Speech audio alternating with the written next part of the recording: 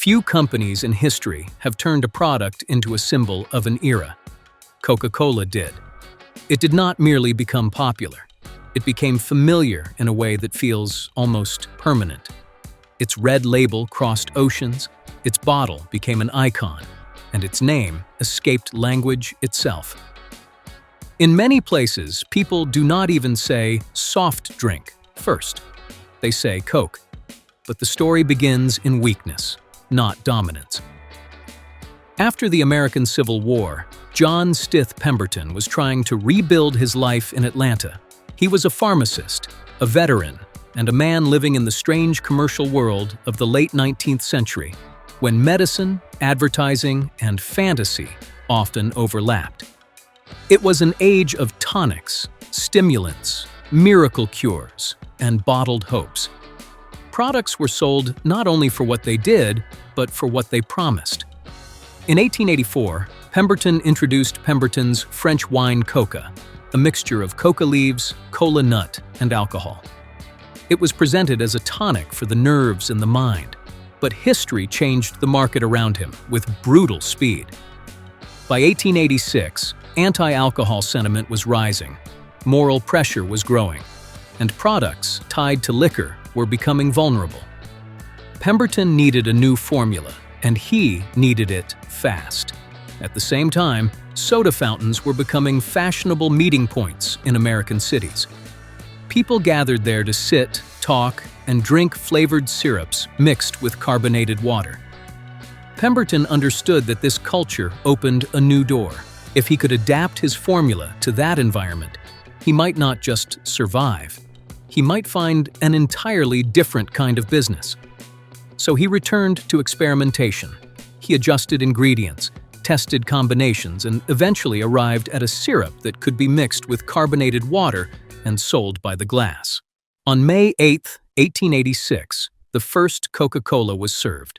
The name came from Frank Robinson, Pemberton's bookkeeper and partner, who also gave the drink something even more enduring than its title: a visual identity. Robinson wrote the name in his own script, and that handwritten form would become one of the most recognized logos in history. The first year was commercially weak. Coca-Cola sold only a few glasses per day and lost money. There was no sign of empire, no evidence of the global machine to come. It looked like one more failed experiment in a century full of ambitious formulas and forgotten names. Pemberton himself was already declining. Sick, financially strained, and unable to capitalize on what he had created, he sold the formula. Soon after, he died without seeing the future of the drink. That is the first great contradiction at the heart of Coca-Cola. The man who invented it never experienced its triumph. He created the spark, but someone else would build the fire. That someone was Asa Griggs Candler. Candler did not invent the beverage, but he recognized what Pemberton never had the means to fully exploit. Coca-Cola was not merely a drink. It was a platform for desire, habit, and memory. A product does not win simply because it exists. It wins when people remember it, ask for it, and begin to associate it with their own routine. So he bought the formula and began to transform Coca-Cola from a local curiosity into a commercial force. This was an America without television, without modern national media, without any easy way to build instant mass awareness. To solve that problem, Candler attacked visibility with relentless energy. He distributed free sample coupons. He placed calendars, posters, and branded materials in public view. He pushed the name Coca-Cola into everyday life until the brand began to feel familiar before most customers had even formed a real attachment to the drink itself. That was the moment Coca-Cola stopped being just a formula and started becoming an identity. In 1893, the name Coca-Cola was formally registered as a trademark. Because once a name becomes protected, repeated, and desired, it stops being only a label. It starts becoming a piece of culture. Coca-Cola was still small, but it had found its direction. And from that point on, The question was no longer whether the drink could survive. The question was how far it could travel. The real breakthrough in Coca-Cola's history was not taste. It was architecture. Many companies create products. Far fewer create systems strong enough to carry those products into daily life at scale. Coca-Cola did exactly that.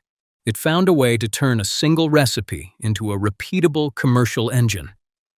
In the early years, Coca-Cola was mainly served at soda fountains, mixed on the spot and consumed immediately.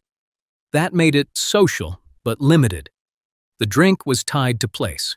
If the company wanted to become larger than the room where it was poured, it needed portability. It needed the customer to take the product home, down the street, across town, and eventually across nations. In 1894, Coca-Cola was first sold in bottles in Vicksburg, Mississippi. A bottled drink no longer depended on a counter or soda fountain operator. It could live on shelves. It could travel. It could be carried, stored, displayed, and consumed outside the original point of sale. Convenience became the bridge between product and scale. At first, even Asa Candler was not fully convinced of bottling's importance.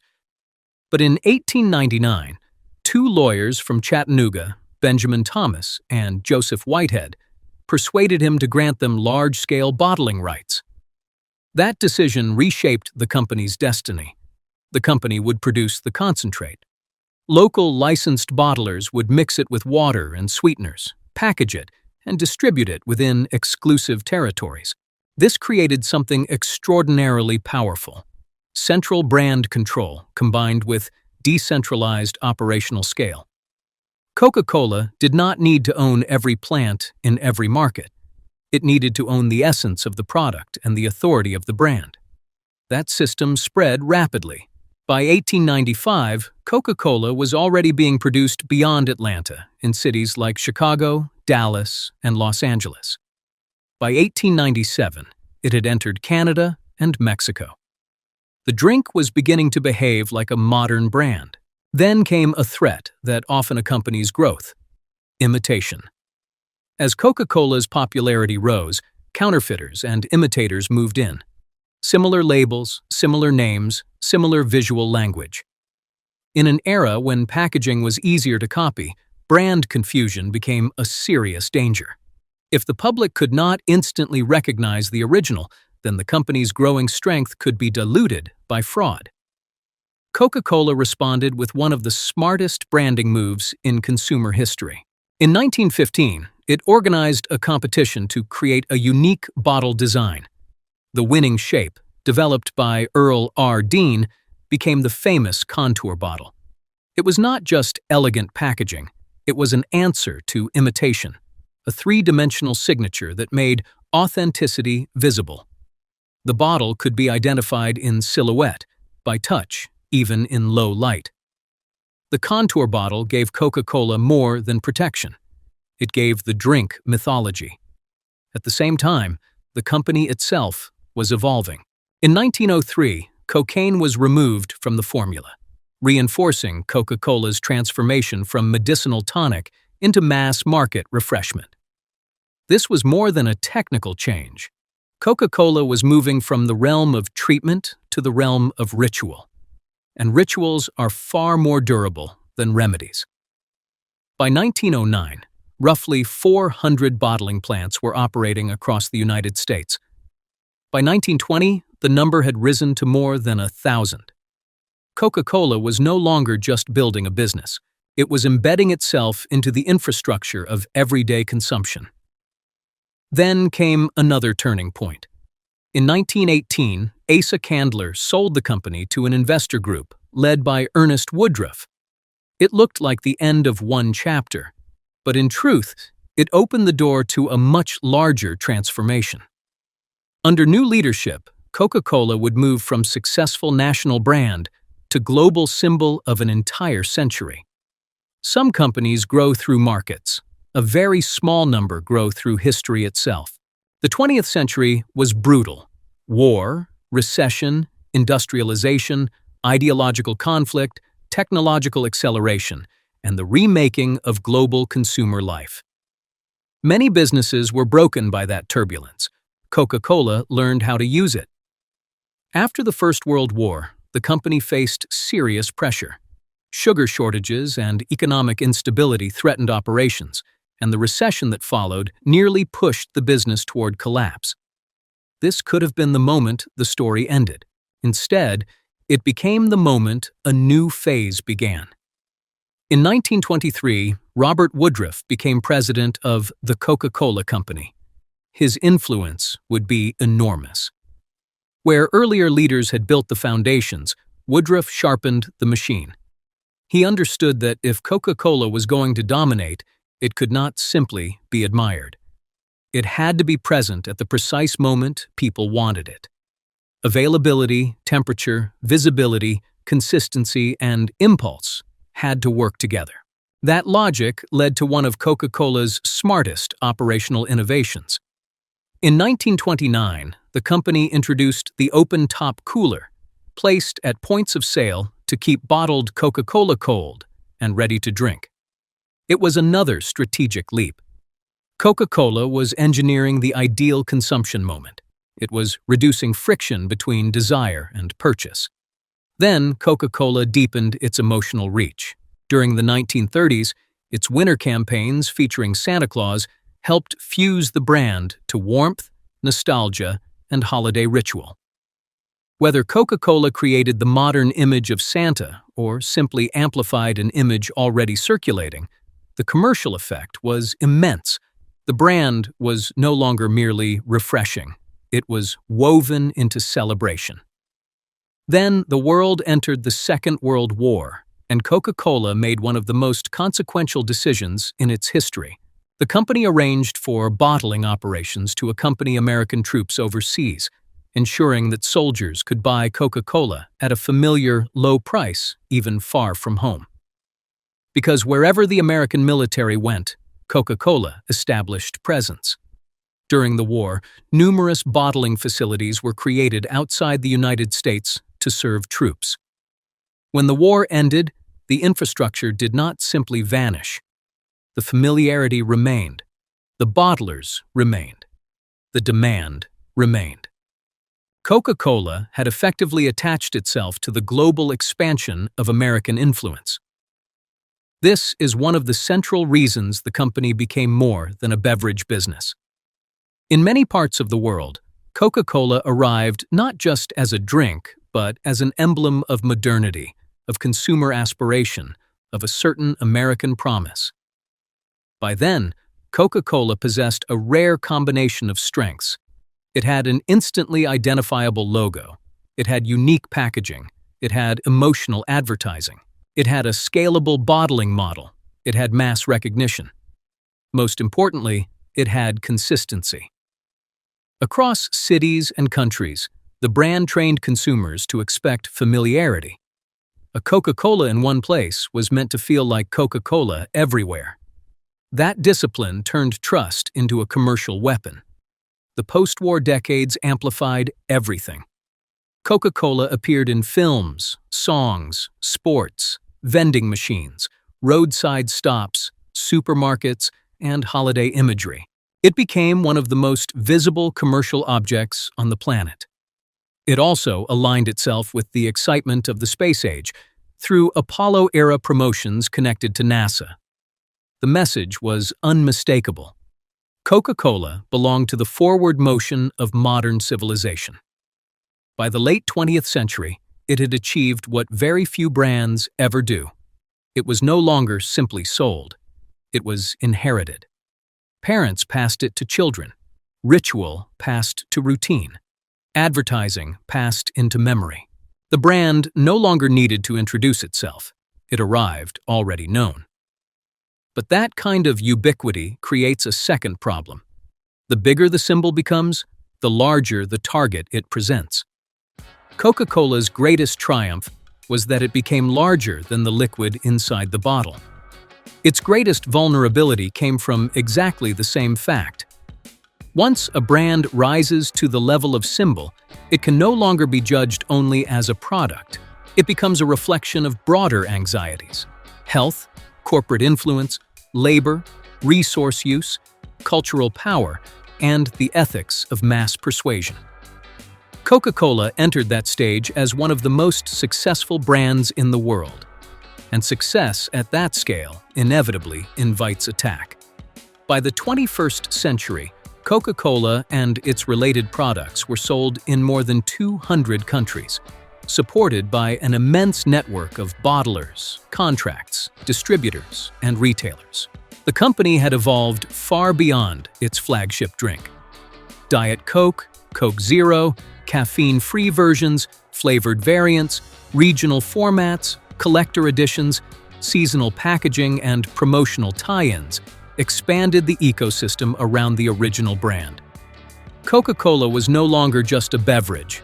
It was a portfolio, a platform, and a global marketing machine. But global reach does not protect a company from changing public sentiment. In some ways, it magnifies the danger. As nutrition debates intensified and public awareness around sugar consumption grew, soft drinks became central to broader conversations about obesity, diabetes, and modern diet. Critics questioned Coca-Cola's role in shaping habits through emotional advertising while selling high-sugar products at massive scale. Others scrutinized ingredients like caffeine, phosphoric acid, caramel coloring, and sweeteners used in different formulas. In some countries, controversies also emerged around pesticides, water use, labor practices, and environmental impact. Not every criticism carried the same weight, but together they changed the atmosphere around the brand.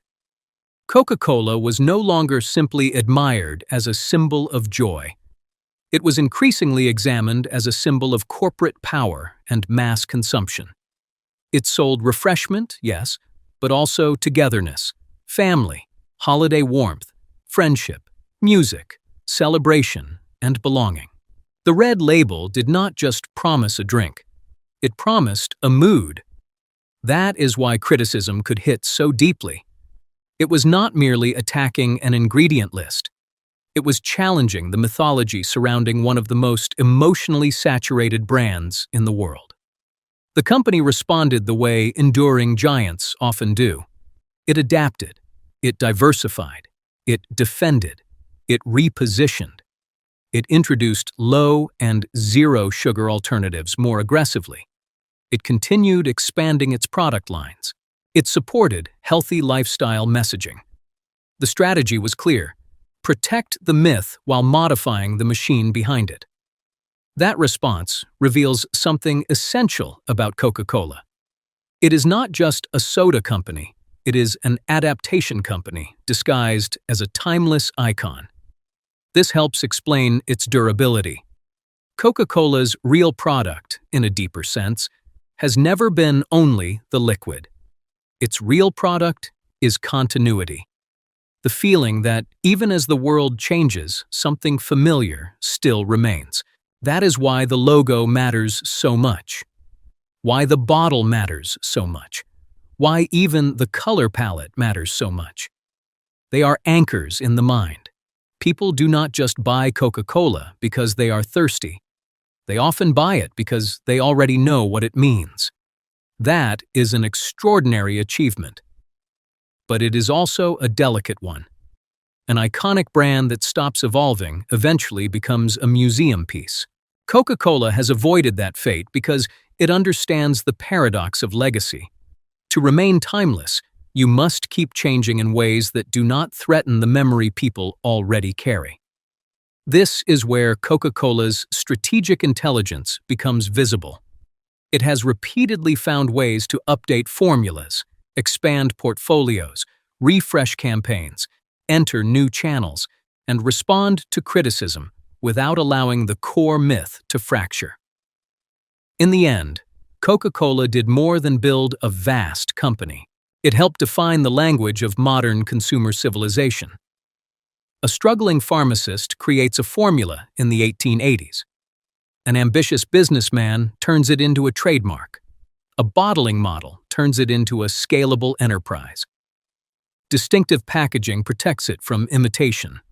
War accelerates its international footprint. Advertising transforms it into emotion. Popular culture turns it into legend. Public criticism forces reinvention. Through each phase, Coca-Cola survives by understanding not just business, but human behavior. The product itself is simple. It is carbonated, sweet, mass-produced, and widely imitated. There is nothing inherently inevitable about its dominance. Yet Coca-Cola achieved what more advanced and more innovative products often fail to achieve: permanence in collective memory. And permanence is the most difficult victory of all. Coca-Cola proved that a company could sell more than utility. It could sell ritual. It could sell continuity. It could sell symbols powerful enough to outlive individual generations. Its red and white branding, its signature script, its contour bottle, its holiday imagery, its placement in music and film, its omnipresence in vending machines, restaurants, and stores. All of this created not just brand awareness, but cultural inheritance. That is the deeper source of Coca-Cola's power. People do not encounter it as if they are meeting it for the first time. They inherit it already loaded with associations: celebration, familiarity, reward, childhood, global consumer life.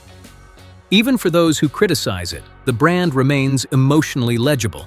It means something immediately. This is why Coca-Cola matters so much beyond the soft drink aisle. It helped establish the modern blueprint for what a global brand can be.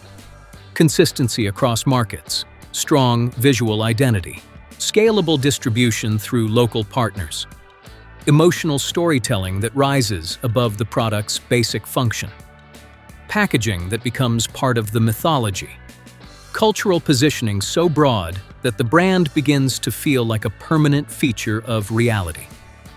That blueprint would later echo across industries: fast food, apparel, electronics, entertainment, sportswear, luxury.